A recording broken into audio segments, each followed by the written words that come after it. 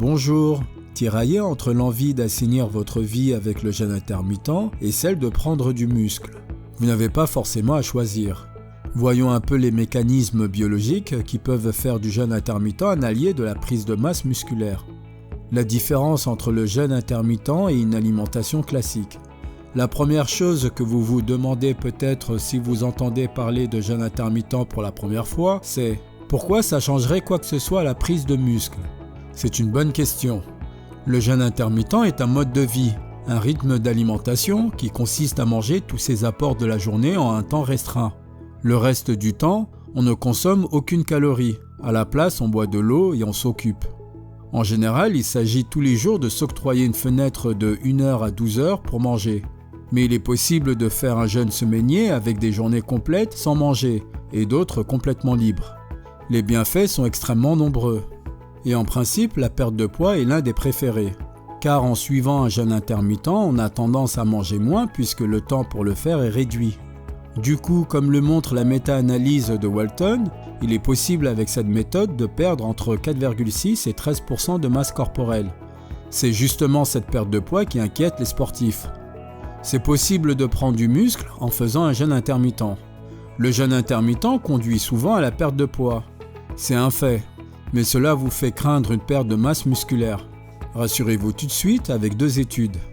Celle de Klempel, auprès de 54 femmes obèses, a prouvé que le poids perdu lors d'un jeûne intermittent n'inclut pas de masse maigre. Je rappelle, la masse maigre, ce sont les organes, plus la peau, les os, l'eau et la masse musculaire.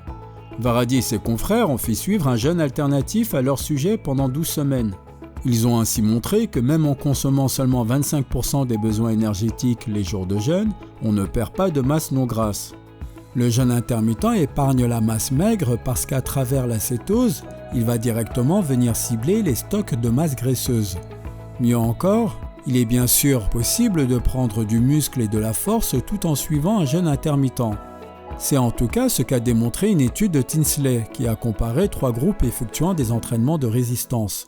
Le premier groupe ne suivait pas de mode d'alimentation particulier, le deuxième suivait un jeûne intermittent et le dernier aussi avec en plus 3 grammes de HMB par jour. Dans cette étude, tous les groupes ont montré une amélioration de leur performance musculaire et une hypertrophie des muscles squelettiques.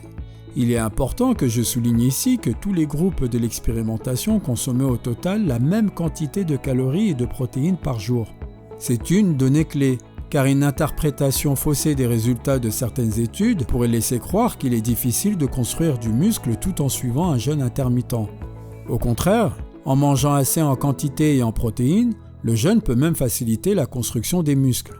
Ce parce qu'il amplifie certains mécanismes qui participent à la prise de masse musculaire.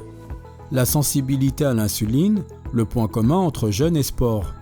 L'insuline est une hormone naturellement sécrétée par le pancréas, dont la principale fonction est de gérer l'absorption du glucose par les cellules de notre corps. Lorsque l'insuline augmente, l'entrée du glucose dans les cellules est facilitée.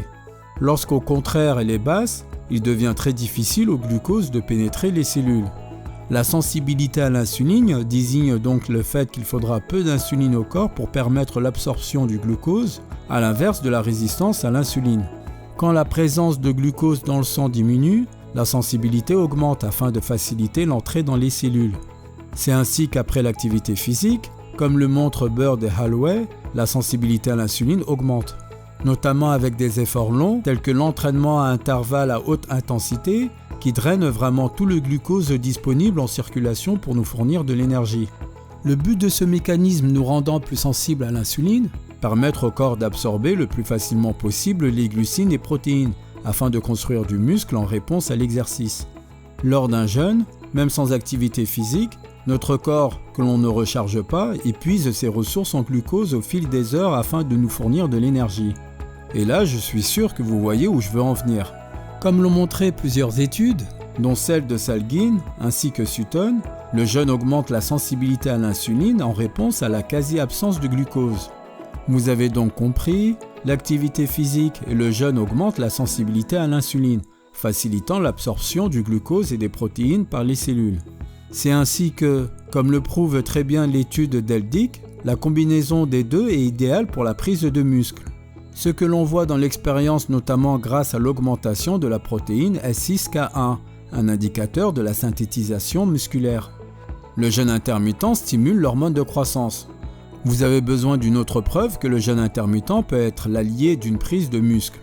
Je vais vous en fournir une. Parmi ceux qui influencent la synthétisation des protéines musculaires, il y a l'hormone de croissance. Comme l'explique Veloso, cette hormone est responsable d'un grand nombre de processus de construction du corps humain à travers la synthétisation de l'hormone de croissance. Ce qui est intéressant, c'est que l'exercice physique fait varier la sécrétion d'hormones de croissance, qui elle-même affecte la maintenance de la masse musculaire et les performances physiques. Ce parce que l'hormone GH a une action directe sur la croissance des tissus en provoquant de l'hypertrophie, faisant augmenter la masse corporelle maigre. Vous vous en doutez, si je parle de l'hormone de croissance ici, c'est parce que le jeûne intermittent n'y est pas différent. En effet, l'étude de Ho, parmi d'autres, a montré que le jeûne intermittent permet d'augmenter le taux et la libération d'hormones de croissance. Cet effet du jeûne sur l'hormone de croissance a deux origines. D'abord, parce que l'état de jeûne fait baisser le taux d'insuline, connu pour détraquer la production d'hormones de croissance. Ensuite, parce que le jeûne intermittent entraîne d'importantes pertes de masse graisseuse, la graisse étant une autre donnée affectant la production d'hormones de croissance. Vous avez maintenant toutes les preuves que le jeûne intermittent est complètement compatible avec une prise de masse musculaire.